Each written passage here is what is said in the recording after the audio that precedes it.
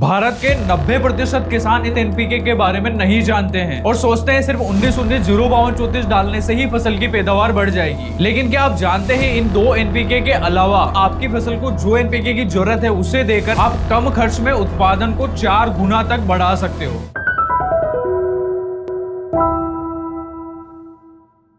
नमस्कार किसान मित्रों, स्वागत है आपका कात्यायनी ऑर्गेनिक्स के यूट्यूब चैनल में। किसान मित्रों, इससे पिछले वीडियो में हमने फल वर्गीय फसलों के लिए एनपीके के बारे में पूरी चर्चा करी थी, जिसके अंदर मैंने बताया था कौन सा एनपीके कब देना चाहिए और किस एनपीके से क्या फायदा होगा। आज के वीडियो में हम बात करेंगे सब्जी वर्गीय फसलों की, यानी कौन सा एनपीके कब देना चाहिए, कितनी मात्रा में देना चाहिए, फर्टिगेशन शेड्यूल क्या होना चाहिए, कौन से एनपीके से क्या फायदा होगा, ये सारी डिस्कशन आज के वीडियो में हम करेंगे। तो जल्दी से कात्यायनी ऑर्गेनिक्स के यूट्यूब चैनल को सब्सक्राइब कर लीजिए और वीडियो को लाइक जरूर कर दीजिए। तो किसानों, तो वीडियो शुरू करते हैं और बात करते हैं सबसे पहले एनपीके के बारे में, जो काफी किसानों का फेवरेट है और काफी किसान इन्हें सबसे ज्यादा यूज करते हैं। वही है एनपीके 19-19-19 और एनपीके 20-20-20। किसानों, तो इन दोनों एनपीके के बारे में हमने पिछले काफी वीडियो में आपको बताया है। जैसा कि एनपीके 19-19-19 और एनपीके 20-20-20 जो रहता है ना, ये पौधे की शुरुआती अवस्था में उपयोग में लिया जाता है, क्योंकि इसके अंदर 19% मात्रा नाइट्रोजन की होती है, 19% इसमें फॉस्फोरस होता है और 19% ही इसमें पोटाश पाया जाता है। तो तीनों पोषक तत्व तो इसमें संतुलित मात्रा में है। उसी कारण से आपको पौधे के शुरुआती दौर में पौधे की जड़ें जो रहती है वो काफी अच्छी विकसित होते हुए दिखाई देती है। साथ में पौधे का जो जड़ तंत्र रहता है वो तो अच्छा विकसित होता ही है।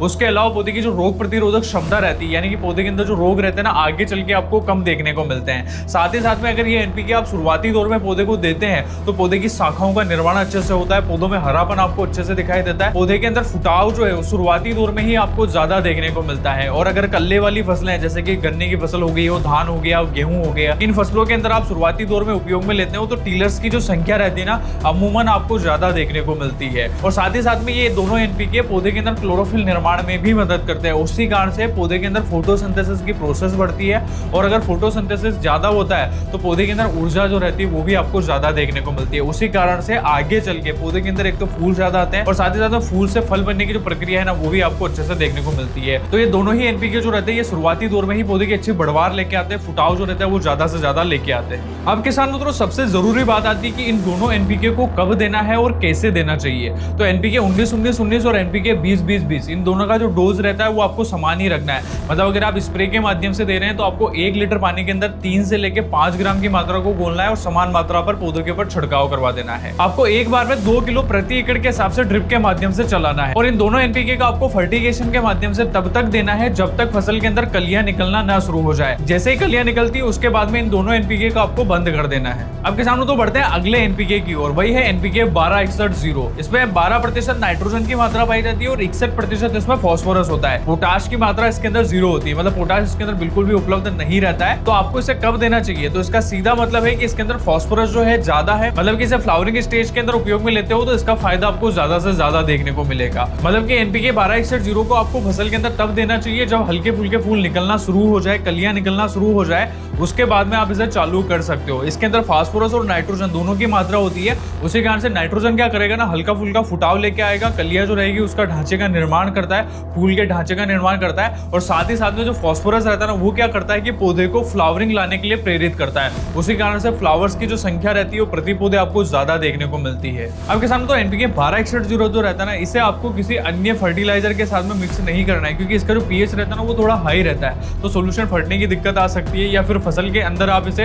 अन्य किसी खाद के साथ में मिला के डालते हो, यानी कि कैल्शियम नाइट्रेट या फिर कैल्शियम घटक युक्त जो भी खाद्य होती है उसके साथ में उपयोग में लेते हो तो फसल के अंदर स्कॉर्चिंग आने की संभावना बढ़ सकती है। इसलिए आपको इसे सिंगल ही देना है। फर्टिगेशन के माध्यम से अगर जमीन से दे रहे हो तो भी सिंगल देना है, और फोलियर स्प्रे यानी कि ऊपर से छिड़काव के माध्यम से उपयोग में ले रहे हैं तो भी आपको सिंगल ही इसे उपयोग में लेना है। और रही बात इसके डोज की, तो स्प्रे के माध्यम से आपको 3 ग्राम से लेकर 5 ग्राम की मात्रा को 1 लीटर पानी के अंदर घोलना है और समान मात्रा में पौधों के ऊपर छिड़काव कर देना है। और अगर आप ड्रिप और ड्रेंचिंग के माध्यम से देना चाहते हो, फर्टिगेशन इसका करना चाहते हैं, तो आपको 2 किलो की मात्रा को 1 एकड़ के हिसाब से उपयोग में लेना है और इसका फर्टिगेशन आपको हर 5 से 7 दिन के अंदर में रिपीट कर देना है। और कब से कब तक देना है? तो जब भी सब्जी वर्गीय फसलों के अंदर हल्की फुल्की कलियां निकलना लग जाए, फ्लावर की बड आने लग जाए, तब आप एनपीके 12-61-0 को देना शुरू करेंगे। और आप इसे तब तक देंगे जब तक फसल जो रहती है उसके अंदर फ्लावर से फ्रूट सेटिंग होने लग जाए। अब किसान तो वीडियो में आगे बढ़ते हैं और बात करते हैं एनपीके 052-34 के बारे में। ये एनपीके किसानों के द्वारा सबसे ज्यादा उपयोग में लिया जाता है और काफी किसान इसके बारे में जानते भी होंगे।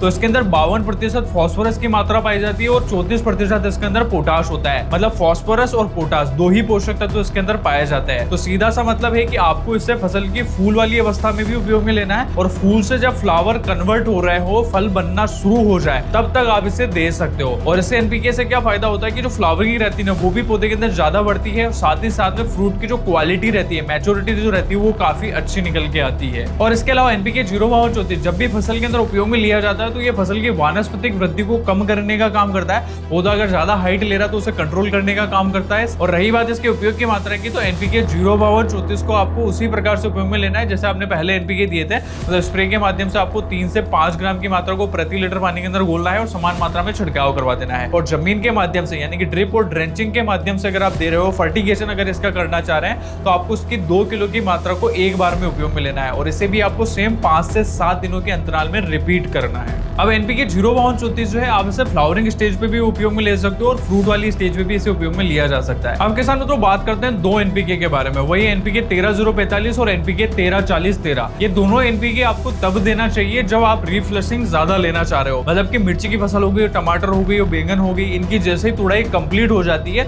और वापस से आपको नई तुड़ाई लाना है, पौधे के अंदर नई फ्लावरिंग निकालना है, फ्लावर से फ्रूट ज्यादा से ज्यादा कन्वर्ट हो, इसके लिए अगर आपको कोई एनपीके मदद करेगा तो ये दोनों एनपीके करेंगे। तो ऐसी कंडीशन में आप इसे उपयोग में ले सकते हो। और कपास जैसी जो फसलें रहती है उसमें भी रिफ्लशिंग आती है, नए टिंडे वापस निकालने, नई फ्लावरिंग लेके आनी है, तो वहां पर भी आप इन दोनों एनपीके को उपयोग में ले सकते हो।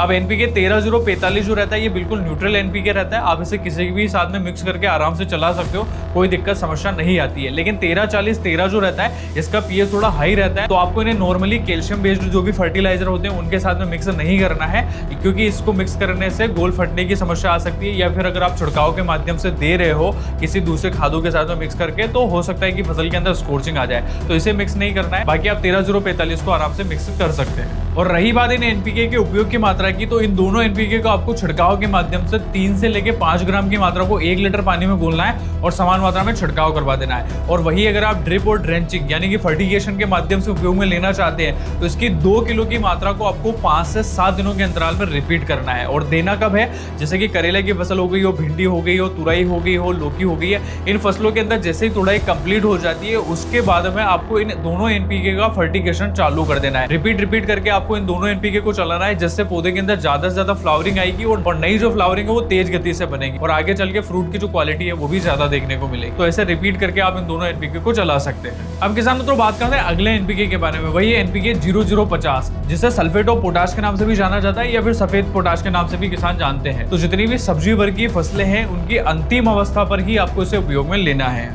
तो लास्ट स्टेज पे ही आपको इसे उपयोग में लेना है। और रही बात इसके उपयोग की मात्रा की, तो आप इसे 3 से लेके 5 ग्राम की मात्रा को प्रति लीटर पानी के अंदर घोल के समान मात्रा में छिड़काव कर सकते हो। और ड्रिप और ड्रेंचिंग के माध्यम से दे रहे हैं तो आपको सेम 2 किलो की मात्रा को 5 से 7 दिनों की गैप के अंदर चलाना है। अब किसान मित्रों बात करते हैं लास्ट एनपीके के बारे में, जिसके बारे में काफी किसानों को नहीं पता रहता है। वही एनपीके है 0023, जिसे पोटेशियम सोनाइड के नाम से भी जाना जाता है। तो किसान मित्रों ये जो एनपीके रहता है ना, ये ज्यादातर किसान उपयोग में नहीं लेते हैं, लेकिन ये एनपीके क्या करता है ना कि जो फसल रहती है ना उसकी क्वालिटी को इंप्रूव करने का काम करता है। अगर आप इसे सब्जी वर्ग की फसल के अंदर ले रहे हैं तो फ्रूट की क्वालिटी बनाएगा और साथ ही साथ में जो बल्ब की साइज रहती है ना उसको इंप्रूव करने का काम भी करता है। तो ये ऐसा एनपीके कि अगर आप इसे नहीं भी उपयोग में लेते हो तो ज्यादा कोई दिक्कत समस्या नहीं है। अगर आप एनपीके 0050 दे रहे हैं तो उसे आप फर्टिगेशन के माध्यम से रिपीट करते रहे, जब सब्जी वर्ग की फसलों के अंदर फ्रूट अच्छे से सेट हो जाए तब आप इसे उपयोग में ले सकते हो। और उपयोग की मात्रा आपको सेम रखनी है, 3 से लेके 5 ग्राम की मात्रा को 1 लीटर पानी के अंदर उपयोग में लेना है और ये आपको छिड़काव के माध्यम से देना है। और अगर आप ड्रिप और ड्रेंचिंग के माध्यम से, फर्टिगेशन के माध्यम से उपयोग में लेना चाहते हैं तो इसकी 3 किलो से लेके 5 किलो की मात्रा को समान मात्रा में ड्रिप के माध्यम से चला देना है। तो किसान मित्रों यही थे वो एनपीके जो आपको सब्जी वर्ग की फसल के अंदर उपयोग में लेने हैं। फसल की अलग अलग अवस्था, जो अवस्था है उसी के अनुसार आप एनपीके दें। वीडियो में दी गई जानकारी आपको अच्छी लगी हो तो इसे लाइक करें, चैनल को अभी तक सब्सक्राइब नहीं करा है तो जल्दी से सब्सक्राइब कर लीजिए। और इस सीरीज से रिलेटेड और अगर आप कोई वीडियो देखना चाहते हैं, जैसे कि एनपीके अन्य किसी फसलों में, जैसे कि औषधि वर्ग की फसलें होगी हो या फिर आपने कोई भी अन्य फसल लगा रखी है, उसके अकॉर्डिंग अगर आप एनपीके का वीडियो देखना चाहते हो तो कमेंट बॉक्स में उस फसल का नाम जरूर बताएं, हम नेक्स्ट वीडियो जरूर उसके ऊपर लेके आएंगे।